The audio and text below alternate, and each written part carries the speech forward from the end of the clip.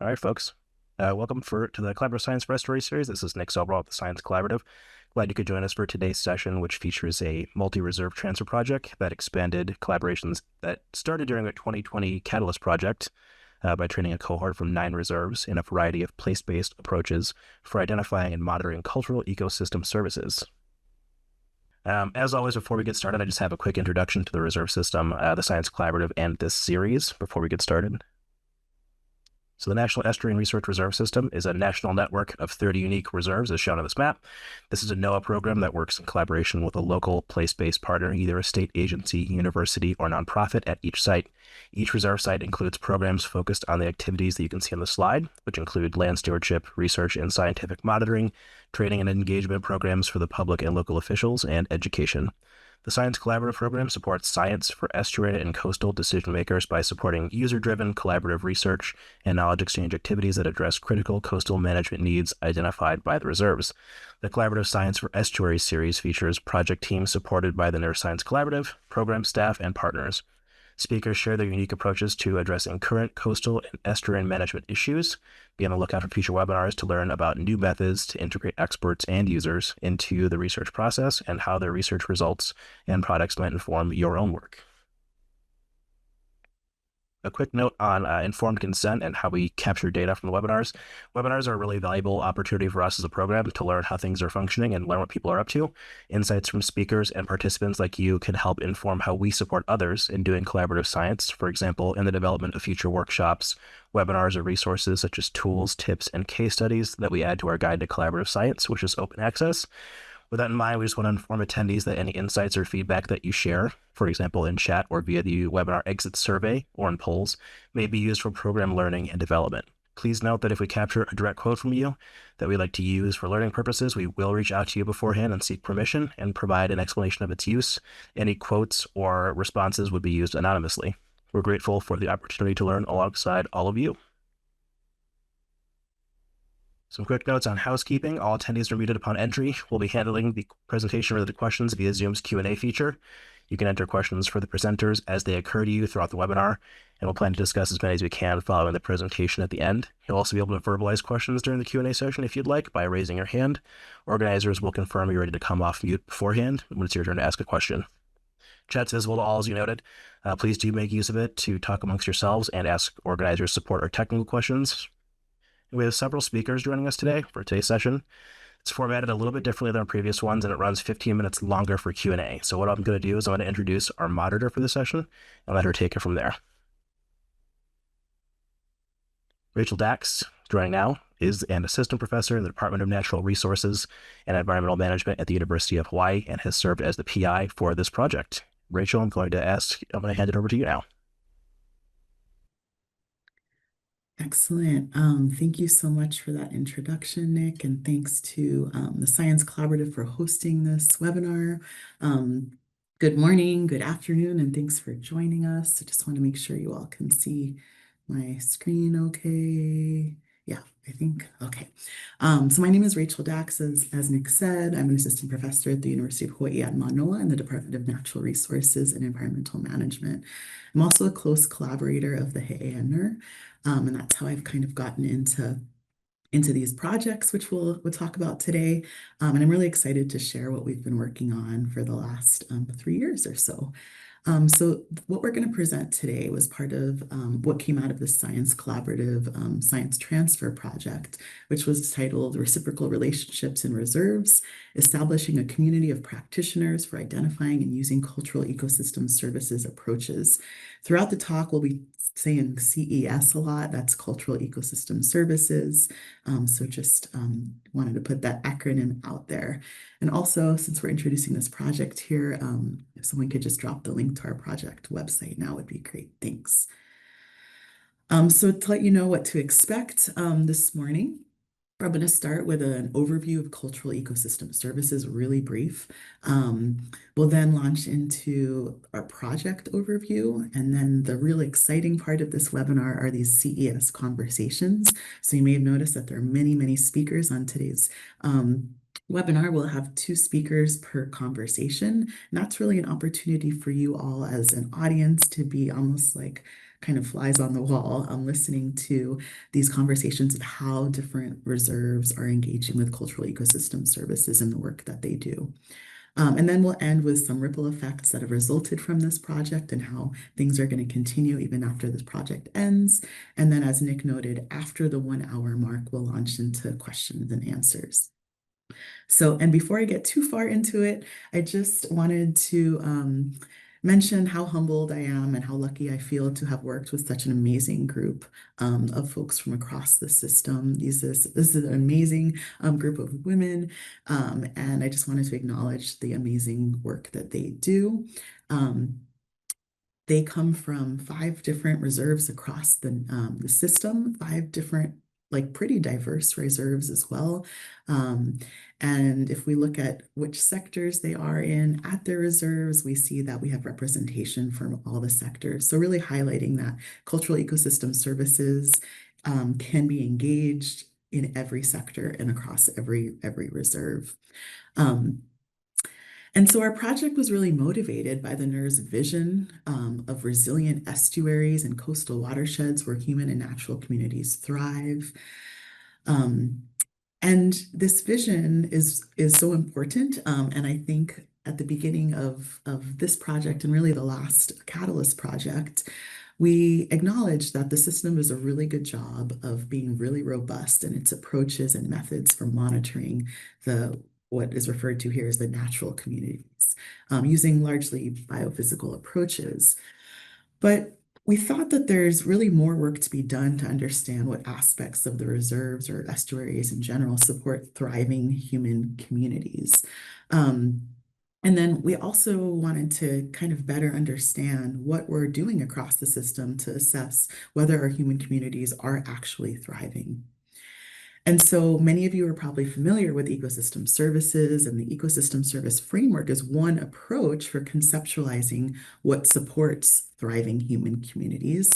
And as many of you are probably familiar, or ecosystem services are, they encompass the many ways that the environment contributes to human well-being. There are 4 categories of ecosystem services: supporting, provisioning, regulating, and cultural.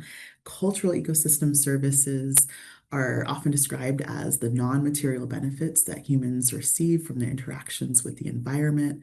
However, there's not nearly as much work done to understand cultural ecosystem services and how they support human well-being. So that's kind of the gap in which this project falls and identified to fill. So cultural ecosystem services are largely experiential in nature, and they're based on people's relationships, whether those are relationships between people and place, people and estuaries, or between different people or different communities, relationships that are fostered by the place itself. And listed on this slide are several example categories. This list is not exhaustive.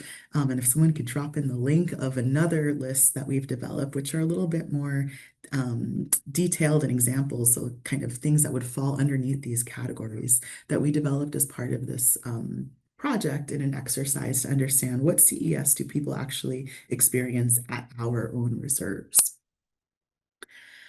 And so I just wanted to mention too that it's possible that all these things sound really familiar to you, and perhaps you think about this in the work that you do, but you don't necessarily use this term cultural ecosystem services. And that's definitely a possibility that you're doing great work that is doing similar things to engaging with cultural ecosystem services, because there are other conceptual frameworks that also investigate how our landscapes and seascapes contribute to human well-being. And some of these frameworks are concepts include human dimensions, which we hear about, I think, a lot in the reserves, socio-ecological systems, nature's contributions to people, and so forth. And we're not here to convince you that you should be using CES as a term. We just want to acknowledge that this work may be happening under different terminologies.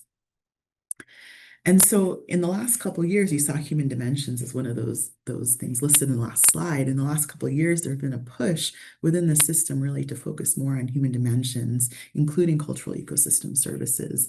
And the reason why this push has happened is because in doing so, it really makes our work better, right, in many different ways. So engaging with CES could help to inform future visioning or future planning.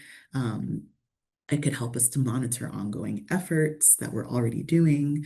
It could help evaluate project or program success, help us broadly understand the relationships between humans and estuaries, and really can help build or strengthen relationships with the local communities surrounding or in our reserves. And because there's so much potential value in engaging with CES in the reserves, our project sought to increase this awareness of why it's valuable to consider CES in your work. Our project sought to increase the knowledge and skills among end users, including NERRS staff, for methods for engaging with CES in different contexts. And that different context is really important because a Catalyst project, which preceded our project, was a project that was done by He'e and Ketchimak Bay. And I think there was a little bit of a misnomer that cultural ecosystem services is only for reserves that have Indigenous partners. And we just wanted to dispel that myth that cultural ecosystem services are experienced by people across all of our reserves. And so any reserve in any sector really can engage with cultural ecosystem services. And then finally, we wanted to foster a sustainable network of CES practitioners that can continue to share and support each other and engage others through their CES experiences. And so project activities and outputs, I started by doing a consultation with several reserves. I think it was 7 or 9 reserves.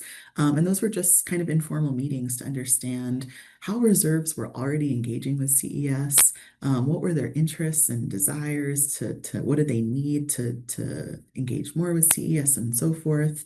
But what was really important that came out of those conversations was that reserves they're already like either acknowledging CES or their programs are designed for people to experience CES. So it was already happening.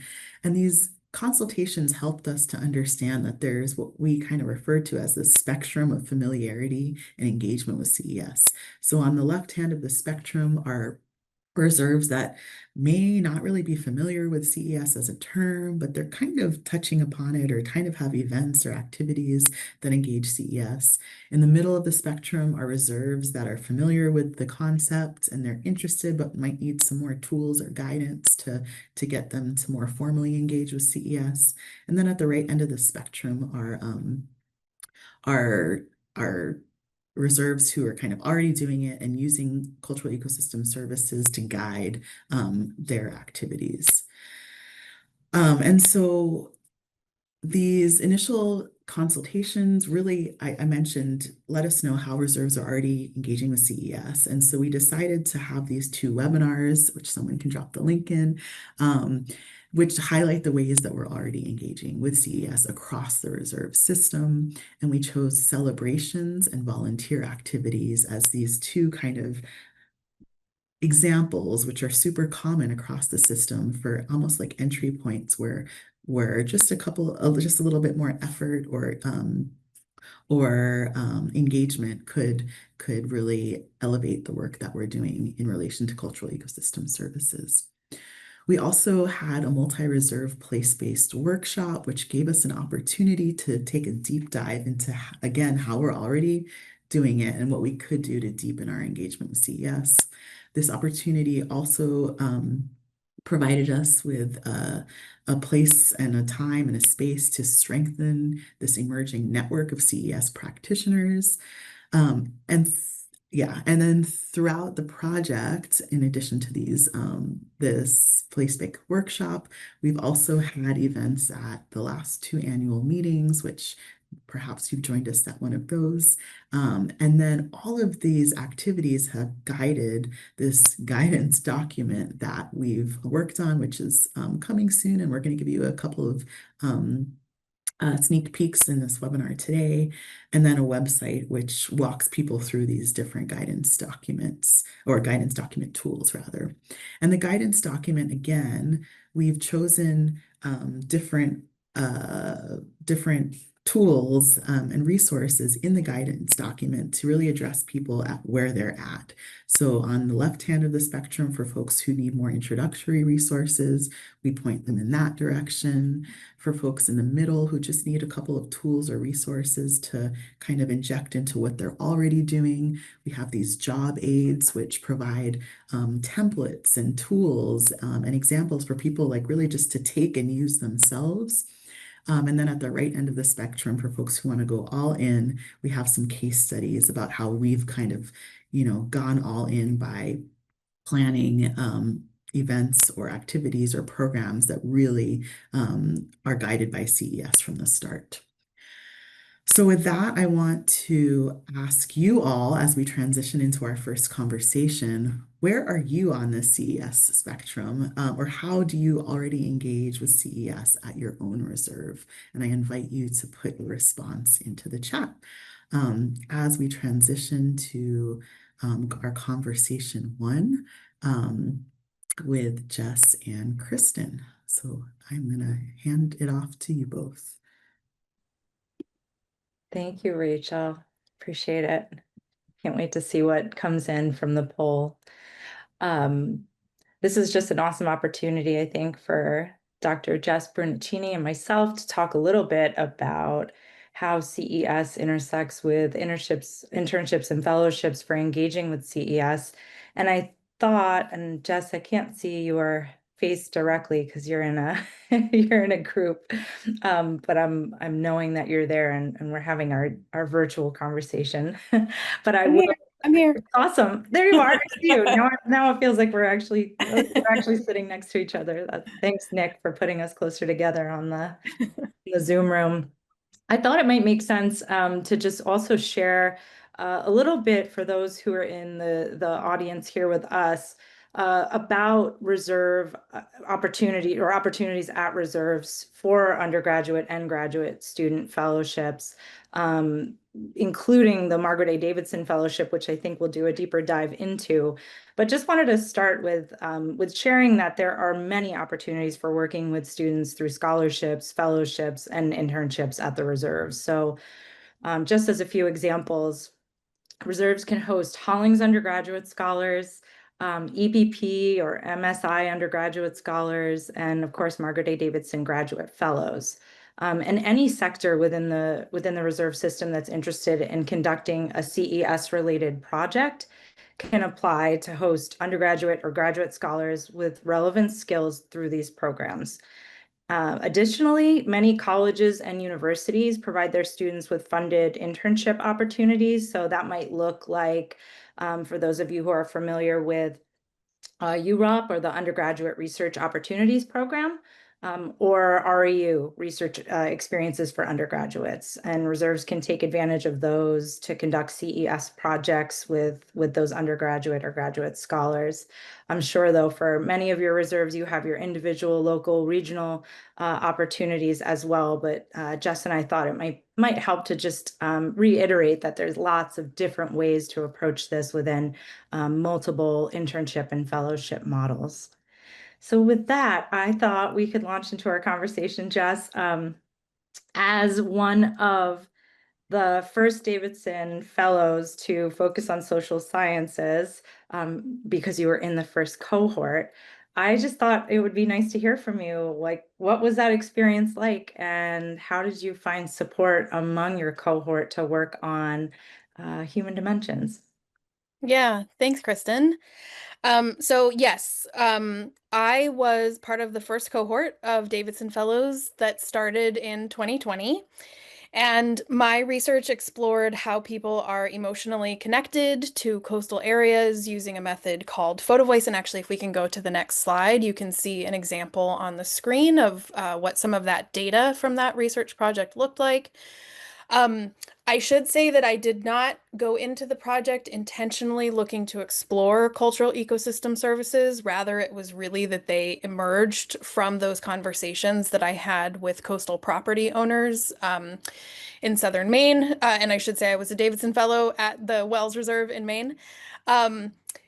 one of the big kind of supporting factors for my experience was that I really lucked out in having Chris Fort as my mentor. And those of you in the system know who Chris Fort is and how important she has been for helping to spur human dimensions related research.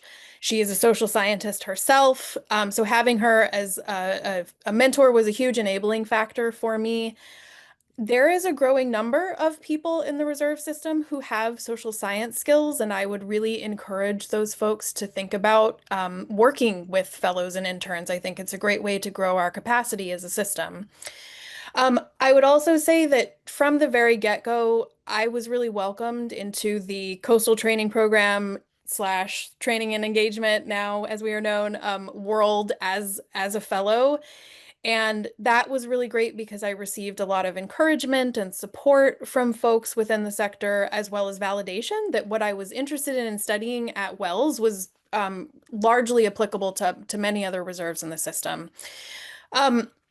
And then finally, I would just say that the framework of the fellowship and the funding itself really provided me with the opportunity to kind of take some risks in the type of research and the type of methods that I wanted to pursue. I am not sure that without the Davidson Fellowship that I would have had the opportunity to do such applied and meaningful social science. So I think that's really just a plug for coming from the student side of this, how impactful these programs can be. That's awesome. And thank you so much for sharing like the multitude, it sounds like, of enabling conditions that allowed you to really thrive in your fellowship. But I can't help but remark on the fact that now you're in the role as the director of the training engagement program at the Wells Reserve, where you're mentoring fellows yourself who may have, it sounds like, similar interests to yours and want to keep building this capacity out at your reserve. So how are you providing the support and creating an environment with those enabling conditions that it sounds like you've found to be very helpful for your fellowship? Yeah. So now, yes, I'm very lucky to be co-mentoring our current Davidson Fellow, Graham Dietrich, along with Chris Fort and Jason Goldstein at the Wells Reserve. Graham is also a social scientist, and he is studying the connections between science and decision making. Over the summer, I also had the opportunity to provide input on research design for our Halling scholar that was working with my colleague Suzanne Kahn in the education sector. The Halling scholar this summer was Emma Knudsen, and she specifically explored some cultural ecosystem services research by engaging with our network of volunteers to better understand how they were engaging with and benefiting from CES at the Wells Reserve. And really the big thing is just providing support. Because I am a social scientist, I am able to provide support on social science theory and on methods, but I'm also doing what I myself received, which is helping to make sure that the fellows really understand that this is applied research that they are doing, that we in the reserve system are really benefiting from and will be able to apply to the work that we're doing. So just kind of validating that everything that they are doing is really relevant to the system. And then I would just say that my Davidson Fellowship continues to inform my practice as a coastal resilience scholar practitioner, and the work that I do at the Wells Reserve, as well as across Maine's coast and throughout the system. I continue to carry those stories that I heard from people that I engaged with in my Davidson Fellowship project, which really helps to keep my approaches as a practitioner grounded in empathy. The image that's on the screen here kind of helps to highlight that it's not just the physical place that people are connected to, it's also the relationships that are embedded in those places that are really important to them. So I take that's a lens that I use in my resilience practice. That's a beautiful lens. Thanks. So Kristen, flipping it back to you, I know that you are also now working with a Davidson Fellow who is also specifically exploring cultural ecosystem services in her research. So could you tell me a little bit more about how that partnership came to be?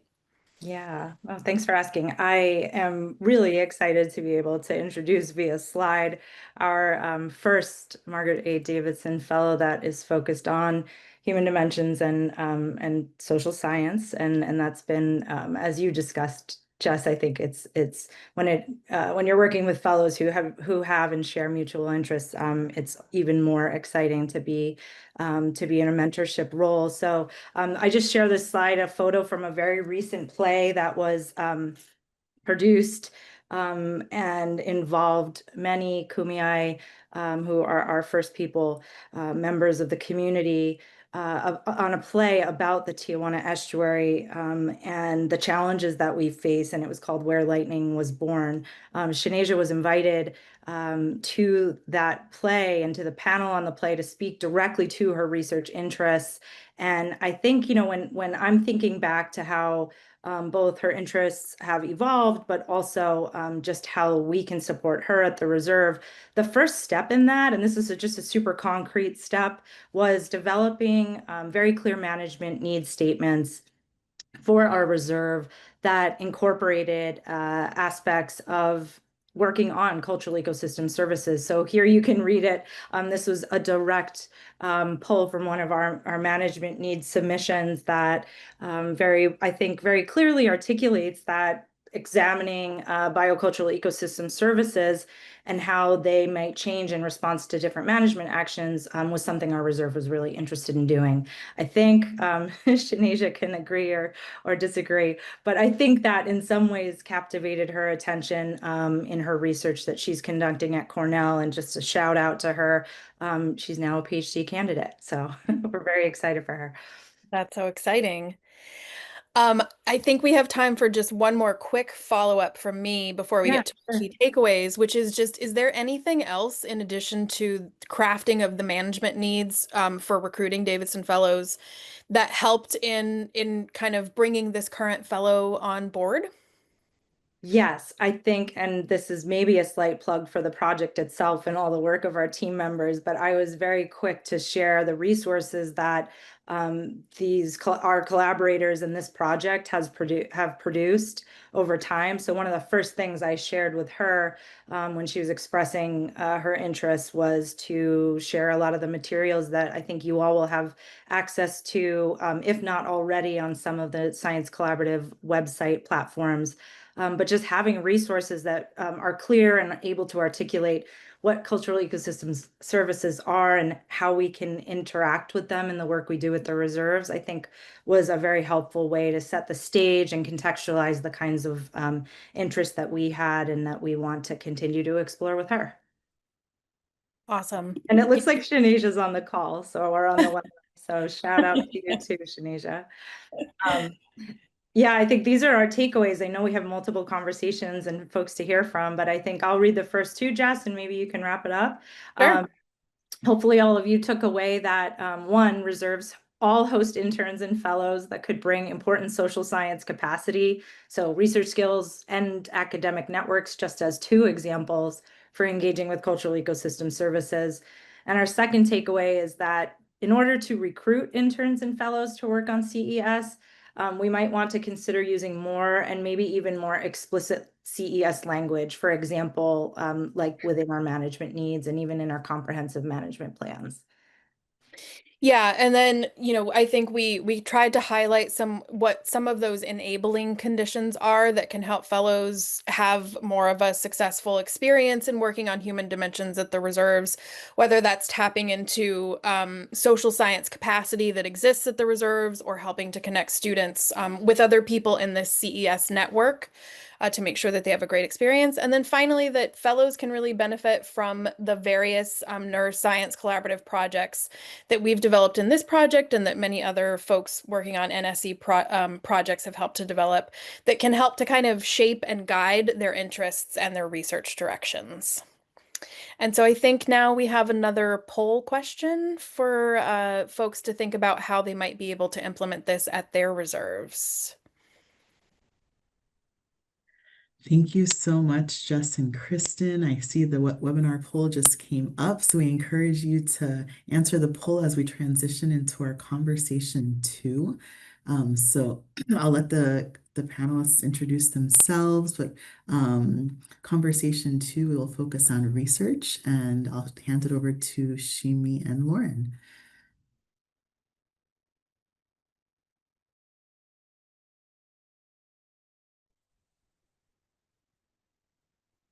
Hi everyone, I'm Shimi Rii. I'm the research coordinator at NERRS in Hawaii.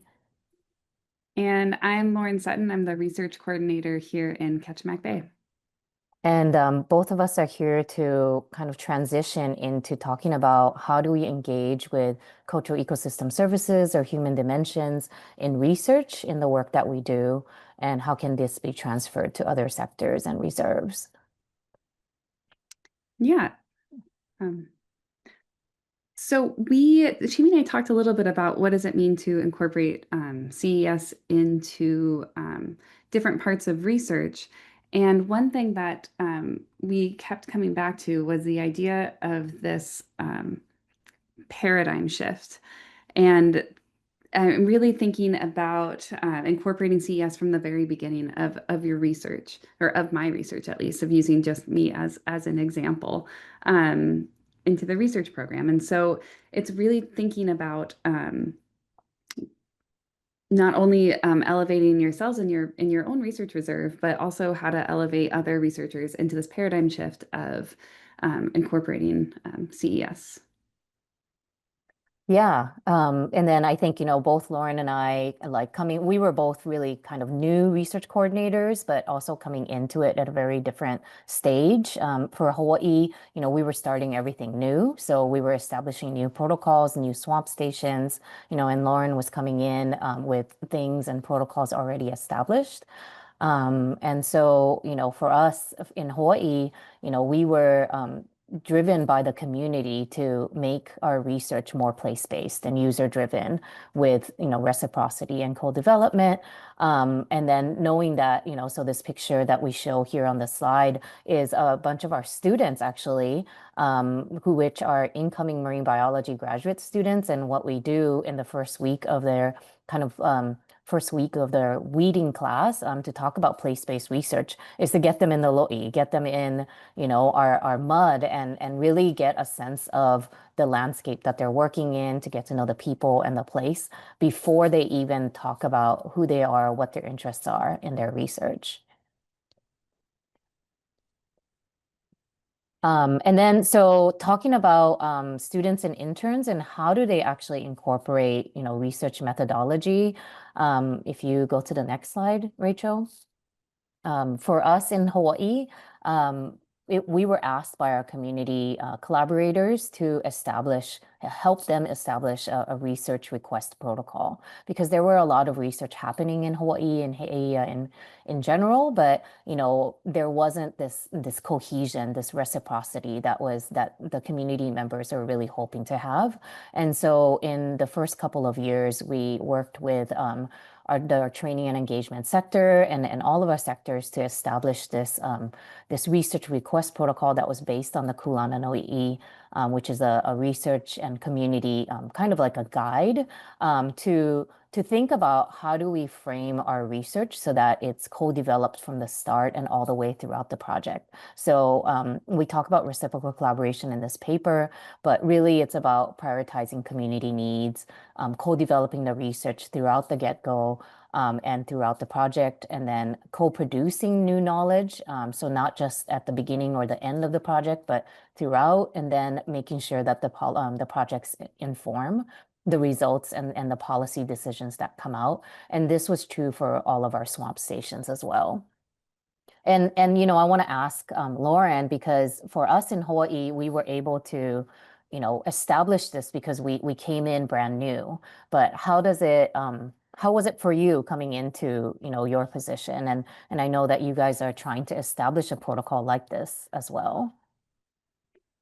Yeah, so I started at the Ketchimak Bay NERRS in January of 2023, and at that point, the research reserve here had been collecting data, engaging with communities for almost 25 years, and so there were many established relationships as well as many established research questions. So we have used these research protocols that Shimi referred to that we modeled after your protocols. We've used those to really guide us in what our research questions are and where to start from the beginning. And so something that I've learned coming into this position is to me, it's really about what perspective do you bring into the questions that you're trying to answer. And so I think we can get at any question, be it research or education or coastal training. But if we're thinking about it from a perspective of different cultural ecosystem services, then the questions you ask and what you're expecting to get out are much different. So, what we've really worked on here is to build on previous projects and that have already, been established in the CES space. And so that has manifested in many ways, one of them being that, we created a very collaborative proposal for the Science Collaborative that unfortunately was not funded, but it was a direct result from previous CES projects. And there's still hope for it for other areas. And that project in particular, because we came at it with the CES lens, touched on very clear, defined cultural ecosystem services. And the other thing that I'll say on that topic is that the longer that I'm in this position, the more that I'm coming at interacting with people, assuming that everyone considers themselves stewards of their space.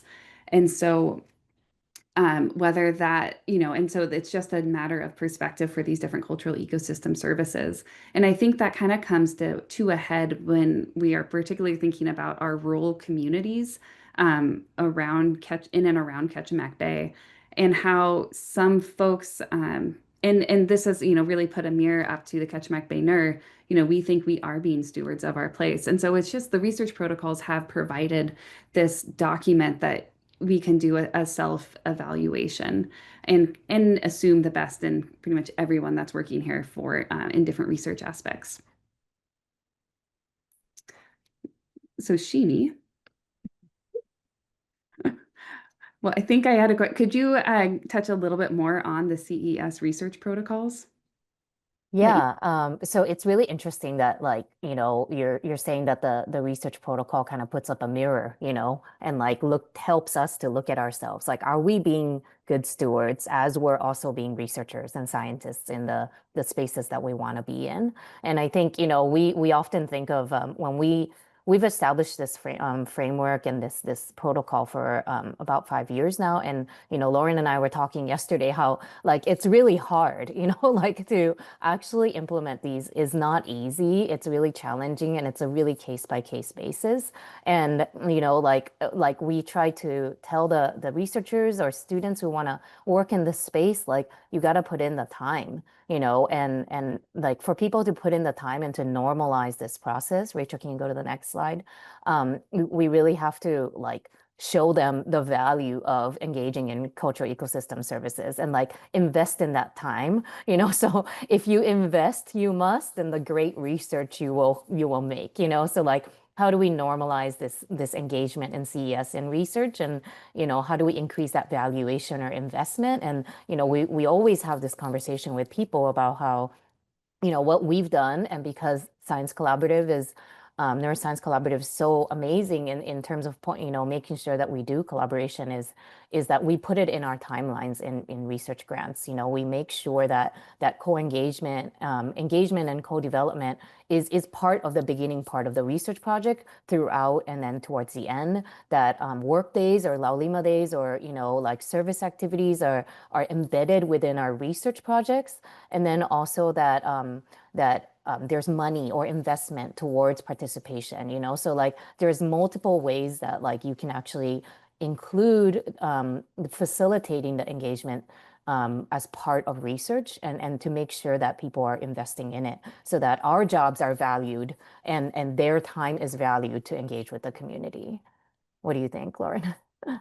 Yeah, completely agree on every aspect. I think the other thing that we have been writing in our grants, which I think is a very tangible way to address different cultural ecosystem services, is that we provide time and an outlet for feedback on research projects. And so it's not just a one and done conversation with different communities, that you have set times within projects where you can get feedback from your partners or end users who are part of the project, whether that be as a collaborator or as someone that would benefit from, from what we're doing.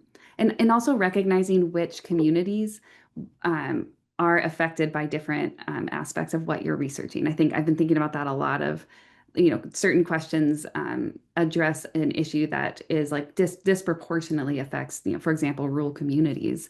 And so again, just having that language and having that perspective and then having the reciprocal relationships has been something that we've modeled after your research protocols, really, or ones that you've developed with others at Ketchimak Bay. Yeah, so I think we'll go to the takeaways and I'll read the first two and Lauren will do the same model. But really, I think, engaging with CES makes research more place-based, reciprocal, user-driven, and really all around better. And then guidelines such as this research request protocol that we were fortunate to establish so early on can provide pathways to adapt for each research project. And, I really like that, like holding up a mirror to see if we're being great stewards. Yeah, and our third takeaway is that formalizing engagement with CES as a part of research methodology promotes a paradigm shift in how research is conducted with stakeholders and communities. And I think part of that is also allowing grace for all of us to, lift each other up in this effort. And finally, that it's important to incorporate ways to value and invest in how we engage in CES as part of our research. So really putting our money where our mouth is. We're doing the best we can and we can do it. So Rachel, I guess I'll turn it back to you. I think we're doing another poll. Yeah, thank you so much, Lauren and Shimi. Loved hearing how engaging with community can help us develop a sense of place and incorporate multiple ways of knowing into research. So thank you again. I'm going to invite our next pair of speakers, Ingrid and Luciana, for our conversation number 3. This is the last one, and then we'll launch into some other things. So thank you very much and take it off. Also, I swear there's a poll in there too. I hope you all saw the poll as well. So much going on. So thank you so much and moving right along. All right. Hi, everyone. Yeah, we're hosting the third conversation on evaluation of place-based learning, and we are representatives from the education sector. But however, I just want you to have a big view of learning that we learn in staff meetings, we learn in phone conversations, we learn through research, learn through workshops. So this is for everyone. My name is Luciana Ranelli. I am the education coordinator at the Lake Superior Reserve in Wisconsin, and I'm excited to be in conversation with Ingrid. So go. Hi, my name is Ingrid Harold, and I'm the education coordinator at the Ketchimak Bay Research Reserve here in Homer, Alaska. And Luciana and I have worked in quite a few areas. And if you want to go to the next slide. And even one more. One more. Okay. So if you're not familiar with Research Reserve education programs, we do a teacher training. Each reserve has an educator coordinator that does a teacher training. And we are very grateful for the opportunity. NOAA has created this online database of all our survey data. They've helped us they've created a survey that each teacher takes after our trainings and then 6 months after, and all that is combined on this evaluation website, and where this is super helpful in helping us quantitatively assess and standardize some of our characteristics of our programs, especially across reserves. And what we're talking about today is some of the conversations Luciana and I have had is noticing that some of our proudest moments or some of our valuable experiences are hard to capture in a survey evaluation form. And how do we look at things like experiential learning and relationships and how places facilitate relationship, and how do we capture that? And I was wondering, Luciana, do you want to start us off in kind of an example of that? I can, but I was going to ask you if you could start, actually. Oh, is that how we're doing Yeah. it? Oh, yes, I can start. Thanks. Oh my gosh, and we even practiced. Okay, so just a background on our our training, our teacher training here at the Research Reserve is very focused on sense of place and actually bringing this teachers out to where the research is happening. And what we tend to follow the water, so focus on like mountains to ocean and follow groundwater, stream water flow to the ocean. And one of the moments where I had this like, it was an aha moment for the teacher and for me, where we were at right by our reservoir where we get all our drinking water, and we had brought all the teachers up there, and we did a fish capture, and we actually caught a juvenile salmon that had not been caught in this salmon stream before, this small watershed. And so by doing that, we were able to talk about being able to put this stream on the anadromous fish stream catalog, so a conservation act. And so this teacher, all the teachers, but this one in particular, just had this moment where she was, it was a moment of meaningful stewardship, right? She had, and her quote of the moment was, "I had no idea this was happening in Homer." Not only the science, but the conservation, and how watching it not only change her relationship to science, but also her relationship to the place and to the people that were experiencing it with her.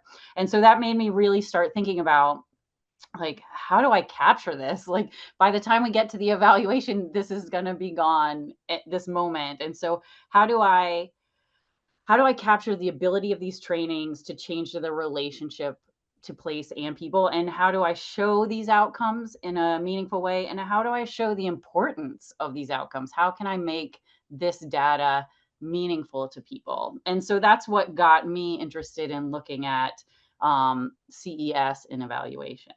And I am sure you have a million examples like this. So maybe you want to share now. Yeah, both of us, we could probably just trade stories for more than the length of this webinar. But I have a story also from like a in the moment during a Teachers on the Estuary workshop. And it was also like a aha and moment for me too. I had planned this 4-day workshop, and we were really, really busy going around to all these different places along the Lake Superior and like freshwater estuary coasts, and teachers were doing their water science projects and hearing from all these guests and researchers that they could maybe include in their classroom. And I just could tell that our group like needed a pause and time to collect and share their ideas and feelings. So we made this thought swap on the beach where teachers stood across from another teacher, and they shared some of their dreams, their long-term goals for the school year, and they shared some switched partners and shared some like actions or short-term goals. And this was years ago. This picture is from years ago, but I got goosebumps in the moment as a facilitator, and it has stuck with me still for a few reasons that really, since this time, I've learned to connect a lot with cultural ecosystem services. I think I got goosebumps because there was a lot of energy of conversation. Teachers had a lot to share with each other, and they started talking about outcomes I didn't even consider, like the livelihood and how all the guests this was their career, and so they wanted to connect water to like careers and jobs that parents might have of students in the class. The time was valuable to take the time to have this conversation. If it meant rushing through their last day of data collection, that had more meaning because we took this time. And it mattered, I think, where we were, Ingrid. Like, it mattered that what we had done together across the whole 4 days, and that we were like on this Lake Superior beach. And so cultural ecosystem services and the idea of social relations gave me like language to like describe why this was important. Yeah, so can you expand on that a little? Like, how did the learning of the CES Foundation help you assess your programs or did you find different ways? Yeah, totally. Cultural ecosystem services, the framework and resources offer some methods and like language and validation for like organizing ideas and themes. Something that has always mattered to me is that evaluation should like it's awesome if it's embedded like in the learning experience, and if it's valuable for the participant, not just the evaluator. And so CES methods help us do that. This example is from like a virtual online like bulletin board. We use Padlet. Um, and so it's sort of like Jess's photo voice. I asked teachers a moment that they were proud of themselves. And the part of this quote I bolded is the teacher celebrating that their relationships with their students are so much deeper and stronger by engaging with outdoor learning. And I just put some of this cultural ecosystem services categories over here. And I'm like, okay, so this maps at least to social relations, like teaching and learning together outside and in their context outside their school is what led to those relationships. Um, and then one more celebration from this like online sharing is that just this past school year, a teacher shared she was proud of her students for how well they worked together and how they became skilled at interpreting data throughout the year. So I see so many different things in this, like the students were working together in a river or like right on the shore of the river trying to like who's going to go into the water, what does this data mean, so it was like it mattered about what they were doing and where they were. And even then some students were like, oh, I guess I have been here before, like I'm catching a ton of crayfish now, but my last time here I was a kid and all I did was catch a ton of crayfish. So yeah, these are some of my in the moment things. And Ingrid, I know I've gotten so many ideas from you about assessment that connects to cultural ecosystem services. Can you share about these boards up here? Yeah, and I think we ping pong off each other a lot on these ideas, because I would say a lot of what you're talking about with your first example of that in the moment, people are feeling things and processing and how to capture that. And that's kind of where I went with my after my first tote, was like, how do I capture these things that are kind of fleeting and not as concrete? And this very ragged resource and idea board, which I kind of call the aha board, I have them on, it's behind me on the door because I reference them all the time, is after we do a field, our 2 days are broken up, and after we do a module or a field trip, we stop. Everybody's got sticky notes because no one doesn't love sticky notes, and they write down their aha moments, their feelings, their fears, their interests, and they stick it on there, and then they have a conversation about it with the other teachers. And so that kind of gets to what we were saying, that social cohesion that happens. And then also it really helps me understand what's really stuck with them, and things that I can expand on in the next time. And then I'll just real quick say photo voice and art and other CES approaches incorporated into your tote, having the teachers do it empowers the teachers to bring it to their classroom. So this is a paint pour we had done with the teachers, and she brought it to her classroom. And this quote, "We are lucky to live in such a beautiful place. I'm excited to bring this back to my students who are special, incredibly talented, and like estuaries, unique." Okay. And our takeaways, I'll read we want to alternate. The first takeaway, including a bigger picture of place and being inclusive of learners' experiences can enhance the science we are trying to teach. Educators who experience cultural ecosystem services in place through NERRS programs are inspired to prioritize that experience for their students. And takeaway 3, supplementary evaluation can capture the CES that learners experience in education programs, allowing us more fully communicate the impact of our programs. And with that, I would say Rachel, just like 10 seconds, is that one of the things that I think about is, Luciana and I have worked on collecting this data, and we're really excited to learn more about how we can use this data to in a beneficial way outside of just our own little bubbles. And so what does this look like, and how can we give voice to these CES measurements? Done. Yay. So awesome. Thank you so much. And yeah, I know that you had a comment in the chat for you both, and just really excited to see how many other reserves can maybe join that conversation with you both in supplementary evaluation. So I think we have one more poll for you all to let us know how you might apply some of those ideas that were just shared at your reserve. So go ahead with the poll question. And then I really just have one more slide before we shift into question and answers.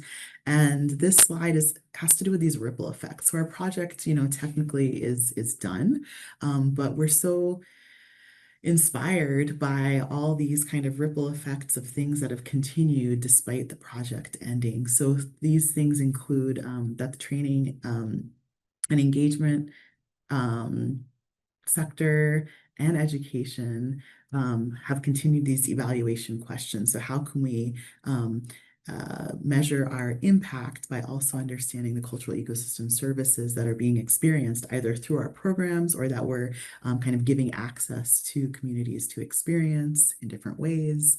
Amy Sato in the stewardship sector has brought in many of our conversations and is continuing to do so as the stewardship sector shapes their official sector. And then in the research, as Shimi and Lauren shared, additional protocols are being developed at additional reserves. As Jess quickly mentioned, the Wells Reserve had a Hauling Scholar that this past summer was, directly a result of the conversations that we've had in this project, and they're continuing that work on CES experience by volunteers at the Wells Reserve. And then I didn't list all of them because there were so many, but there were so many proposals that came out of this project that got submitted to Science Collaborative. And even if they're not funded, that work will continue in one way or another. So just really so many things have spilled out of this project that I'm really excited to see how they continue even after our end date. And with that, look at that, we're still kind of on time. With that, I want to say thank you to all of you who tuned in, but also to the amazing team who were part of this project. And yeah, we're just at the hour mark, and totally acknowledging that some folks may or may not be able to stay for the Q&A. I see a couple of comments and Q&As had come in already. But at this point, maybe, yeah, let's shift over to our Q&A. And also invite anyone else who is part of the project who didn't participate in these conversations to feel free to come off mute and add your thoughts and any other reflections you might have as well. So thank you so much, and I'll turn it over. Thanks, Rachel. Yeah. Folks from the project team, if you don't already have permission to speak, just raise your hand for me, and Ariana or I will unmute you if you want to share your reflections. In the meantime, we do have a question that came in during the presentation. I'm not sure when it came in, but we do have a question. When considering new comprehensive management plan and management needs, is there a reserve that has successfully used these CES-friendly terms that would be useful for others to learn from?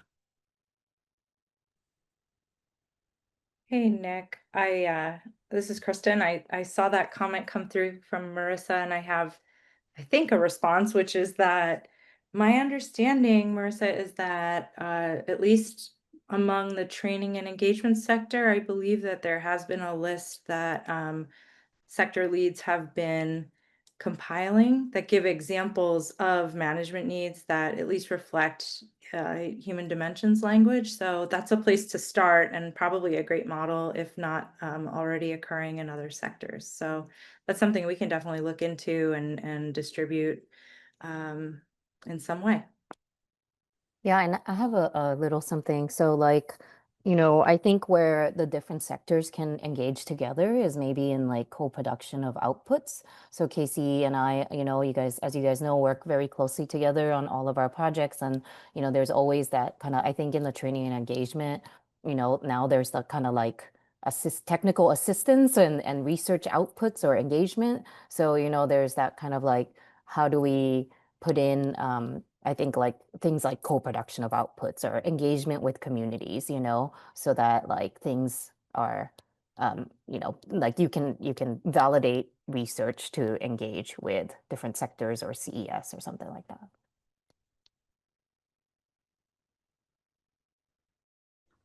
Can I add something that may be relevant or not? But I have, when we are going through our science collaborative needs and our haulings position descriptions, that has been a really nice place to practice using that language and incorporating it in. And I feel like, especially on the Science Collaborative managed needs sheet, I've noticed like Padilla Bay has some really great language. That there's some really great examples through that have been helpful for me. And maybe I'll just add too, like, the team now, right? So I think this is an invitation also to reach out for other examples or language or tools that these amazing folks use. So that's part of the project, right? To establish and grow the network. So an invitation to you all. I had a question. I think my question is really for Kristen and Jess, first of all. So I know you gave these great examples of all of your Davidson fellows that happen to work you with Kristen or Jess, and you both are social scientists by training. And wondering, I think you spoke to this a little bit, but I'm wondering if you can speak a little bit more. Like, is that a requirement, right? To be able to recruit a student or intern or fellow to work on some of these more social science or cultural ecosystem service type research questions, is it necessary to have a social science trained person at the reserve? Thanks, Rachel. That's a great question. And an important one. I will just say I do not think that it is a requirement. I don't want anyone to think that we are like trying to gatekeep this with making, ensuring that that social scientists have to be on board at the reserves. I think one of the really great things about opportunities that working on cultural ecosystem services really opens is that reciprocal relationship between reserves and academic institutions. And I will say that this summer, working with Emma, our Halling scholar, we really lucked out because she is an undergraduate student who is working with an advisor at her academic institution who helped to bring additional capacity for social science that we, like even Chris and I, did not necessarily have. And so I think that even if social science capacity does not necessarily exist at a reserve, it is an opportunity to engage with others in other places and other institutions, other organizations, where those knowledge and skills exist and I think that actually highlighting that the reserves are interested in social science opens up even more doors and opportunities to build relationships between reserves and academic institutions, and to raise the profile of the reserves amongst social scientists who may otherwise not really have ever engaged with the reserve system. Do you want to add anything, Kristen?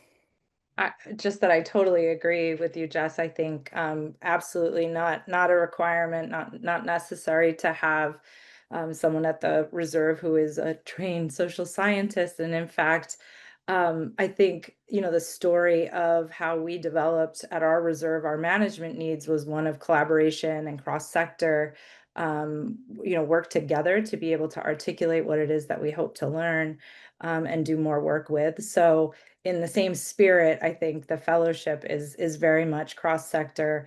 And just to your point of the relationship between the mentor at the reserve and the work that maybe the fellow or the intern is doing with their maybe other mentors or advisors in our case with the fellowship, that's just a really important bridge for the reserves to be doing work with possibly very different universities than they've ever worked with before and different collaborators. So I'm glad you asked that, Rachel. I agree with Jess. And I promise it wasn't a question to bring it back to myself, but I realized as we were talking that's actually my role a bit in the HEA and NERRS.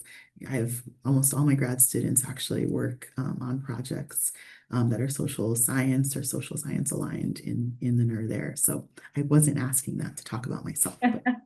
Well, it makes me think too, Rachel, there's one, just some examples of the kinds of work, we at the Reserve do in mentorship roles are often, we may engage in advising or mentoring on research, methods or approach or analysis, but a lot of times our roles too are to help the fellows and interns gain exposure to the varied communities that we work with, to give the lay of the land, to help in many ways for them to understand the kind of unique dynamics in our science to decision making. So that doesn't necessitate training in social scientists in social science. It more necessitates just knowing and loving your reserve. Absolutely. I see another question that Sabra's put in the chat. So have any of the speakers noticed implementing CES techniques have broken down barriers to decision makers or partners that may have not either been A, friendly to science or research, or B, they didn't see themselves involved in the landscape before? I'll open that up to our panelists. Yeah, I can start off the conversation. So one of the, the earlier, I think one of the first round of Science Collaborative grants that we wrote, we incorporated multiple ways of knowing and described, some of our landscape with language that, elevated Indigenous knowledge, in on par with, conventional research. And the reviewers, one of the reviewers was really harsh, and and that was like a real huge learning moment for us. And I think with NERRS Science Collaborative, because we work together to think about of course, like the comments, other comments, like improve the proposal, and we submitted it again, but it was like, oh, let's think about how do we value this kind of knowledge, in their place in research, their value and elevation in research. And for us, we've worked, that was like, I contacted Kristen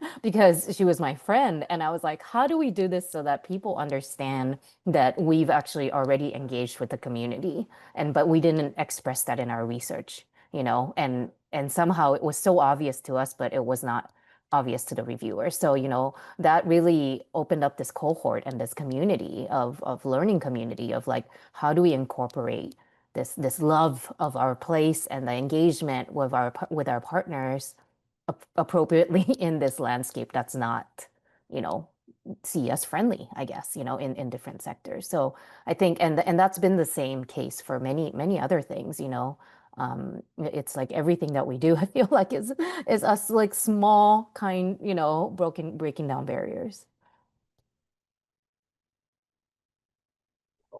Thanks, Jamie. I saw Sabrina had her hand up. So Sabrina, I'll invite you to come off mute now if you are ready. Yeah, thanks, Nick. And my name's Sabrina Bentz. For those of you on the call who don't know, I was part of the project team, and I'm the training and engagement coordinator at Ketchmack Bay. And thank you for the question, Sabra, and just giving a little bit more kind of background to some of the power of engaging through cultural ecosystem services is, I think, really developing fluency in just cultural aspects of your place, in addition to some of the environmental intelligence that we have, and really being able to speak to different people on their values and help them engage, especially in public process. I think that was one of the biggest things that I've learned through this, is that helping community members and helping decision makers cross those lines of language, because as we know, sometimes the way decisions are made around coastal management and resource management issues don't always make sense. If you ever have attended a public meeting on an issue, there's sometimes a disconnect between what people value and the decisions that are being made. And so I think that it's really great to build these skills and build dual or multi-fluency around cultural ecosystem services, whether that's someone who cares about being able to take their kid fishing. That's not a monetary benefit. They're not actually needing to get that fish for sustenance, but it's something that they really cherish and value about their quality of life, and they might provide testimony about that in a public space to decision makers. But that's not always acknowledged as an important thing that contributes to the quality of life and reciprocal relationships between people in place.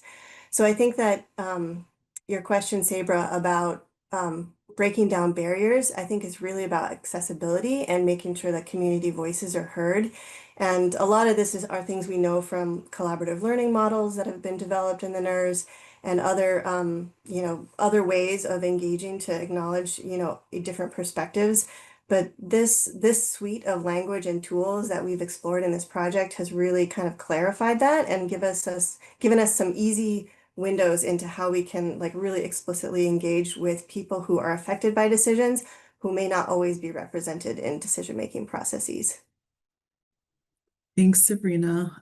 Thanks so much. And I'm so glad you came off mute, Sabrina, because Sabrina was such a huge part of this project as well. So I'm glad you got your thoughts in there, because you always move this dialogue along so amazingly and connect things in really important ways. So thanks, Sabrina.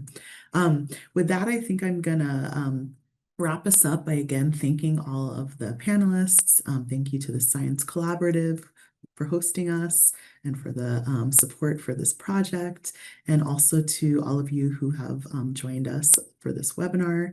I want to also say that we gave you a couple of sneak peeks to resources that are part of our resource guide, and that will be made available to everyone soon, and we'll be sure to communicate out when that's ready, along with the website that kind of walks people through the different resources and help them find which ones are appropriate for where you're at. And with that, I'd like to say thank you and pass it back to Nick.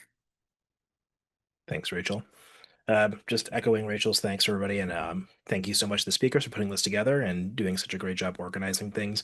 If you're looking for the recording, usually it takes us a day or two to put it together, but it'll be posted on the Science Collaborative website as well as our YouTube channel, so just keep an eye out for those. If you registered for the webinar, whether you attended or not, you'll get an email from us automatically tomorrow, same time that this webinar started, with a link to the summary page as well as the exit survey. Exit survey is anonymous, by the way, so if you do have follow-up questions that you want a direct response to, please leave your email somewhere in your response in the exit survey so that people know who to contact.